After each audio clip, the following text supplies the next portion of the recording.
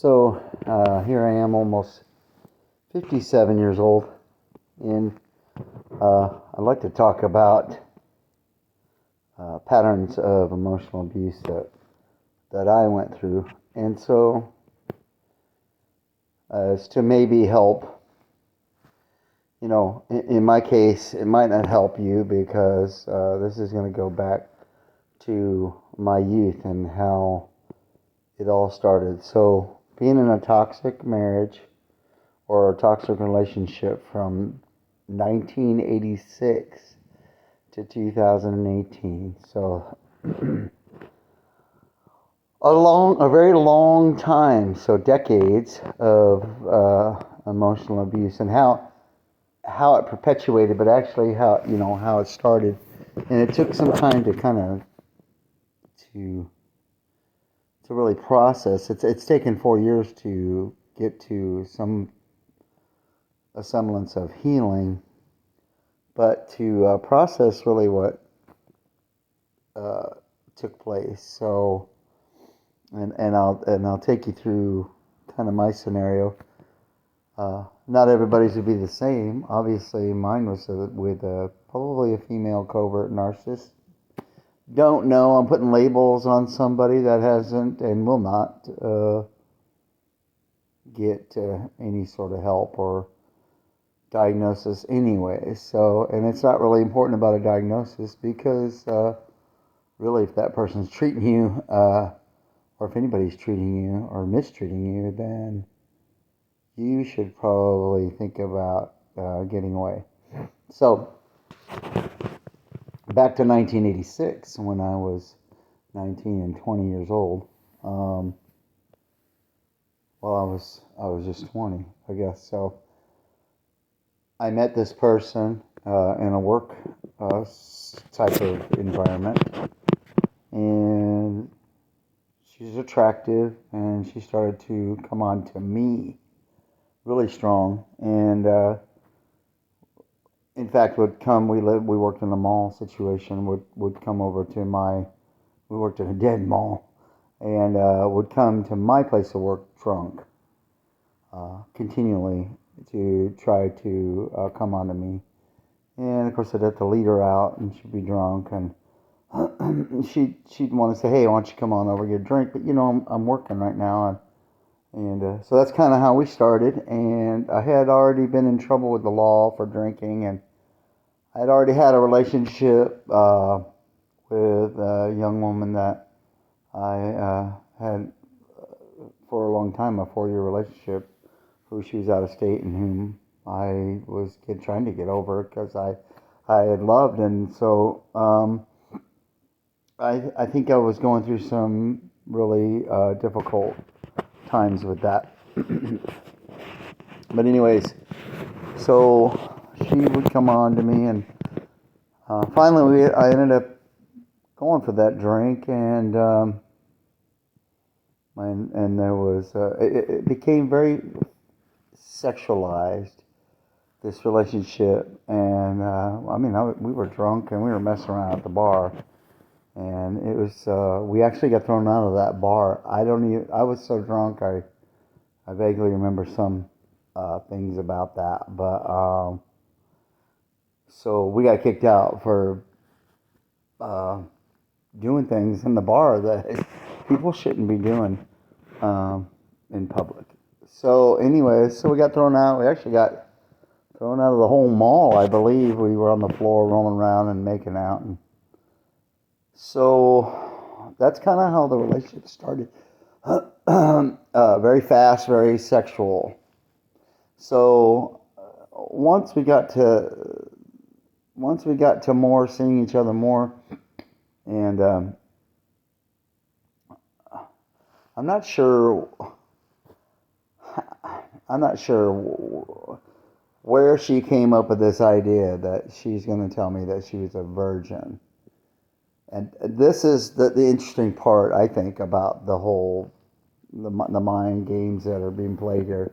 So she says that she's a virgin, and she's never had sex before, she's never experienced an orgasm, and she's never masturbated. So I can't top that in my life because I've had other women and I've been with other girls. This is all used later on.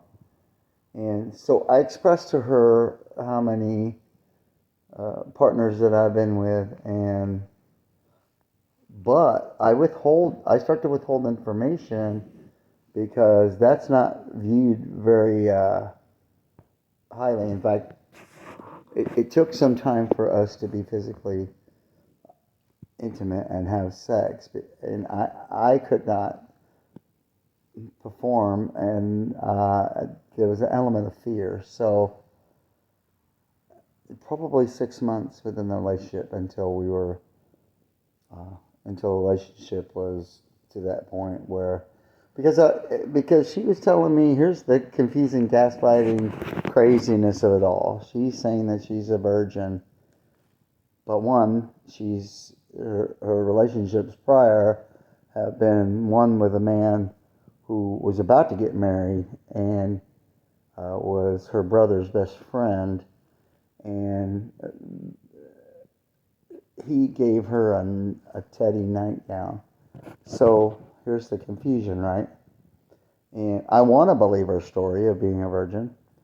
She was dating also a 16-year-old, and she was 18, and then made me feel bad because I was dating and having sex with a 17-year-old, and I was 19. So she use that as a point. It all turned to me as being a bad person, and so eventually, throughout this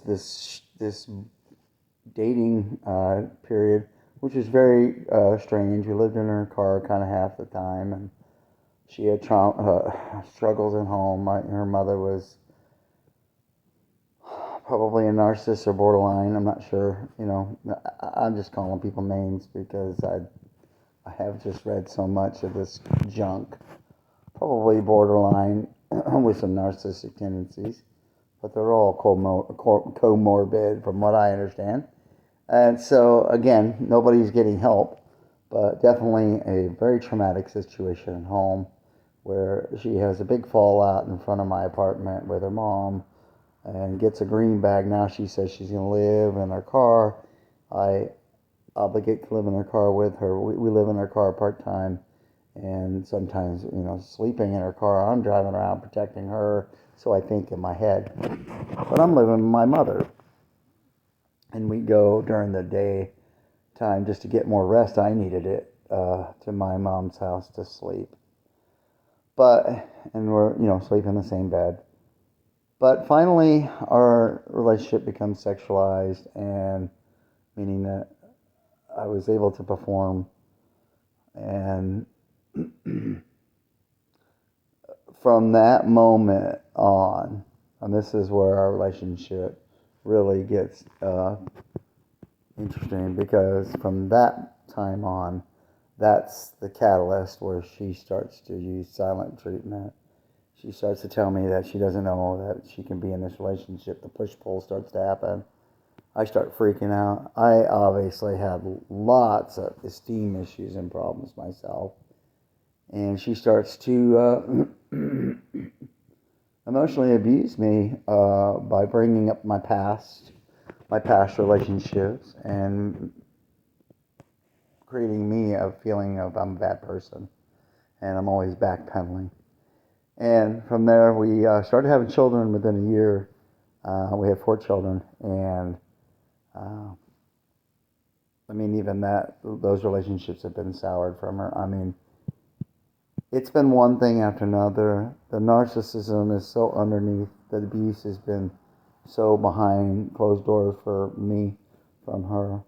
But that silent treatment was the first thing to note in my recollection of abuse. The silent treatment. We moved from my hometown. She was going to move without me, and I jumped on board saying, I want to be with you. And so we moved with her and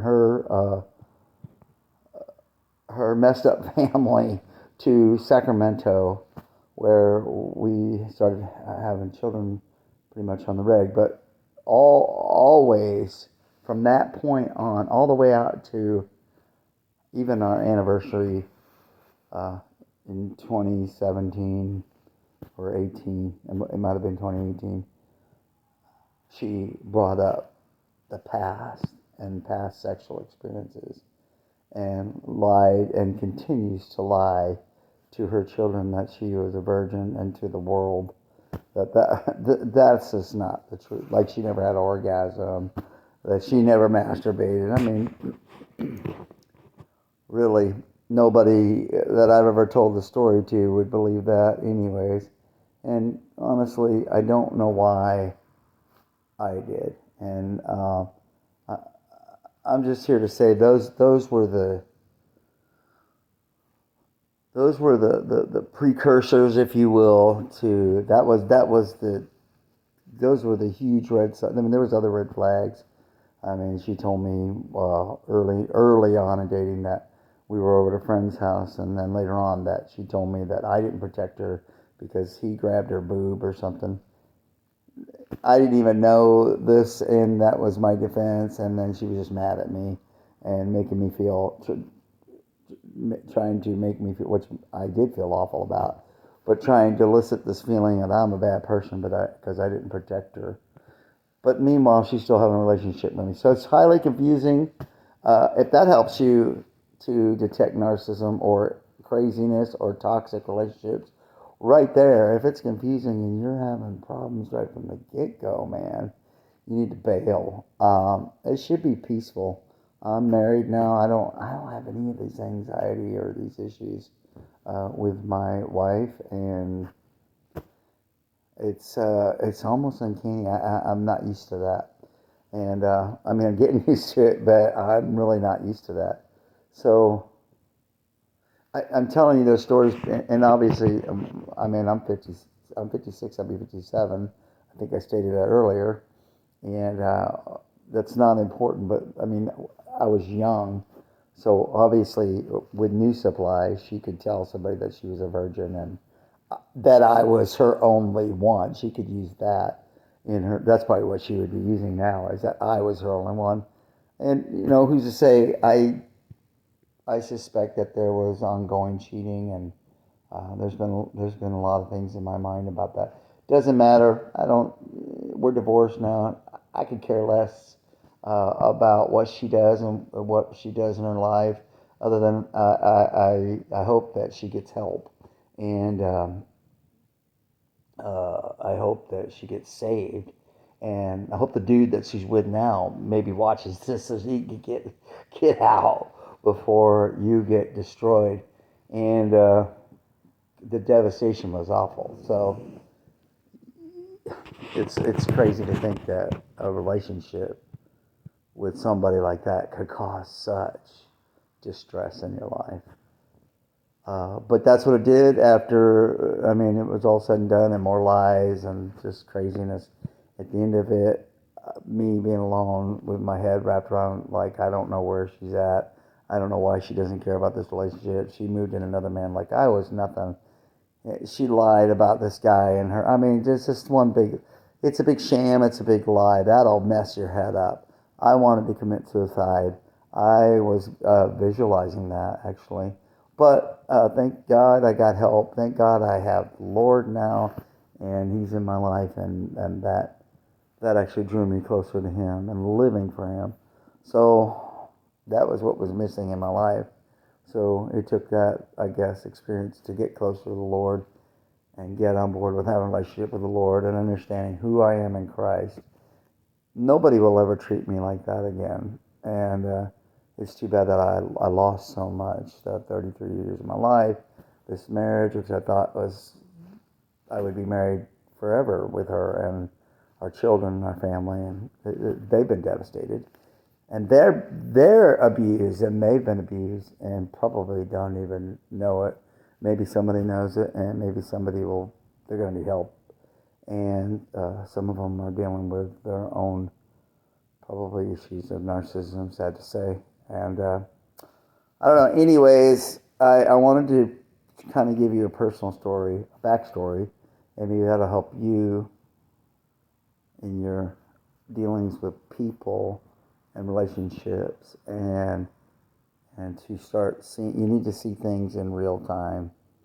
You need to see things for what they are and what's going on right now, and you need to, and you make assessments there, and you need to not be in a hurry, and especially a sexualized person. I had to learn that. I had to wait, and that's what I did with the woman I married with.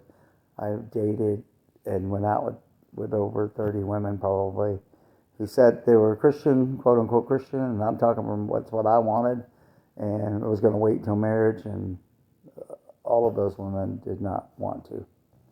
So, and I met some narcissists along the way, and that's usually the big stamp on it, especially females.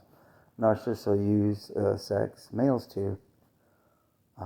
It's very sexualized, but the sex, that's a whole nother topic. Sex with a narcissist.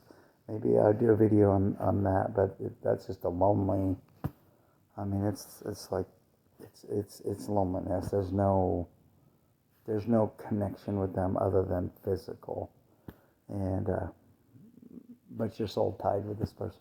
Anyways, enough of that today. I just wanted to tell you my backstory and how I lived how the abuse started, and that was used over and over. I mean, repeated. My backstory, anything that I'm a bad person, and that she just walks on water, and she was a virgin, and yeah, grandiose. It's insanity. Her moral superiority, she thinks she is, her false self, whatever, is frightening. And again, I can only pray and hope that that person will get help, and more than anything, will accept Christ off her and start and repent and live for Him. That would be the only hope for eternity in heaven. For all of us, that's the only hope. Jesus is the answer. So, all right, enough of that. Have a great night. God bless.